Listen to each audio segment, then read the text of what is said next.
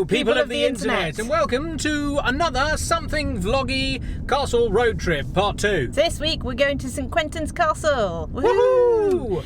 I don't know anything about it. No, neither do I. We'll find out when we get there. Yes.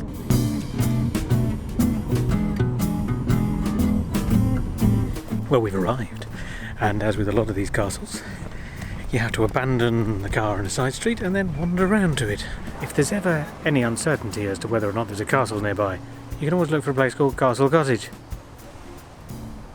Loads of castle cottages, always near a castle. It's also called Castle Hill, which is also a dead giveaway. Oh yeah.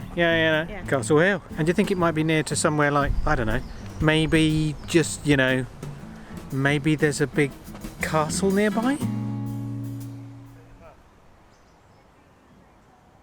In around 1102, a lord called Fitzhammond gave this land to a chappie called St Quentin's, hence the name of this castle, and it was him who built the first castle, but nobody really knows what kind of construction it was. It's probably just a ringwork with a bank and ditch.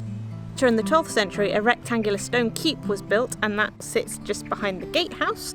And in 1307, the current structure was built, but before it was finished, the architect, the grandson of Richard de Clare, Gilbert de Clare, who was killed before it was finished. So it's not finished and it's now in ruins. I don't know how far along it got, but in its current state, there's not much of it left.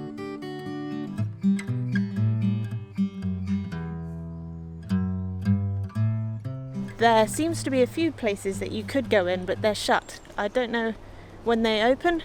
I don't know how high they go up, but there are steps leading up to somewhere, and I know that you normally would be able to go up them because they've got those little men on them that says, don't slip, etc. Say what you like about St Quentin's Castle. What there is of it is kind of nicely intact. It's just there's not very much of it, and that's fine. You can't expect all of them to be... It's quite impressive in a kind of... there's not very much of it kind of way. What it does have going for it, which is also kind of nice, is that the area that it's in is very beautiful because it's all nice little cottages and very nice countryside and all that sort of thing. If you're doing the rounds and there's quite a few little castles in the area and some bigger ones, it's worth making sure that you tick it off your little list of castles that you're going to visit that day. Some castles like Kidwelly, they are impressive in their structures, and some like Llanstefan are stunning with their scenery and their location, and others like this, they're more like a park. The nice mix of ruins and wildlife, they just kind of merge together a bit without anything encroaching one on the other. I think this is a nice place if you're in the area and you just want a picnic, then I'd come here, because I feel quite chilled now, I have to say.